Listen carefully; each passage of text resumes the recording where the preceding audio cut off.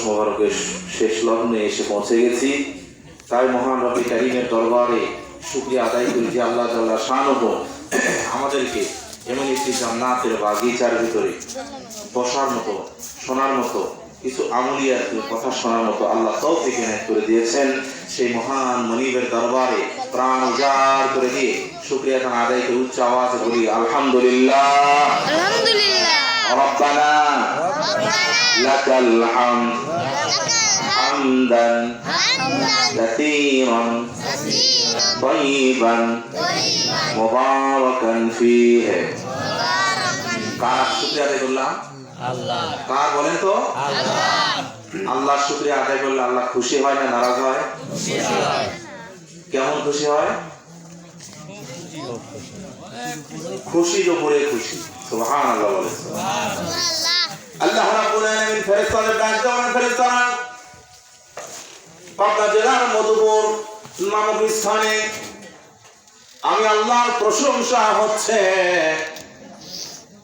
আমি রব, আমি খালিক, আমি মালিক, আমি রাজ্জাক, আমি রিজিক দাতা, আমি হাফিজ, আমি কারীম, আমি সালাম, আমি জব্বার, আমি মাতিন, আমি ওয়াহাব। জোরে বলেন না সুবহানাল্লাহ। আমি আল্লাহ, আমি রহমান, আমি রহিম, আমি গফুর, আমি গফফার, আমি জব্বার, আমি সত্তার, আমি রাজ্জাক। আমি আল্লাহ তাআলার প্রশংসা হচ্ছে। ও ফেরেশতারা, যারা আমি আল্লাহর প্রশংসা করছে তারা কি আমারে দেখছেনি? ফেরেশতারা উত্তর দেয়, আল্লাহ কেমনে আপনাকে দেখবে? মুসা আলাইহিস সালাম তো আপনাকে দেখতে চেয়েছিল, আপনি বলেছিলেন লান তারানি ইয়া মুসা, ও মুসা তুমি দেখতে পারবা না। মুসা আলাইহিস সালাম বারবার অনুনয় বিনয় করার কারণে আল্লাহ তাআলা ৭০,০০০ নূরের পর্দার একটা পর্দা উত্তোলন করে দেখিয়ে দিলেন জাতিকে, মুসা ও হারুন শুনে নাও, আমি আল্লাহর নূর বড়, আমি আল্লাহর নূর বড় বিশাল আকার ধারণ, এই নূর সবাই ধারণ করতে পারে না,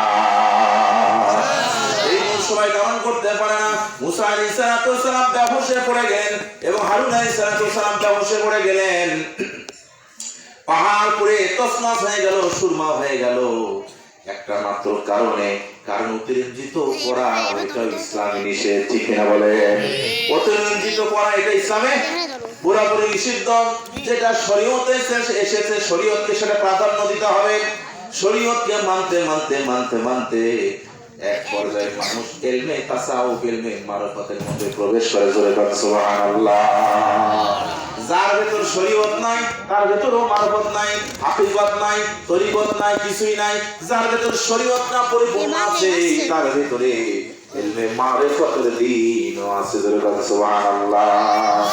সম্মানিত শুধু ফেরেশতাদের ডাক দেবেন, আমার আল্লাহ ডাক দেবেন, ও ফেরেশতা আমার গোলাম তো আমাকে দেখে নাই, না দেখে আমি আল্লাহর বরত্ব ঘোষণা করলো।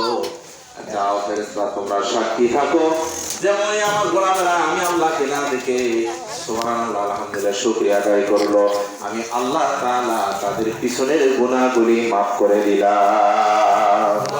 বলেন না সুবহানাল্লাহ। আমি আল্লাহ তাআলা তার পিছনের গুনাহগুলি maaf করে দিলাম।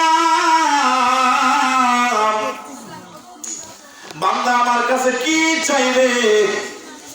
চাইতে দেরি আমি আল্লাহ maaf করতে দেরি করব না।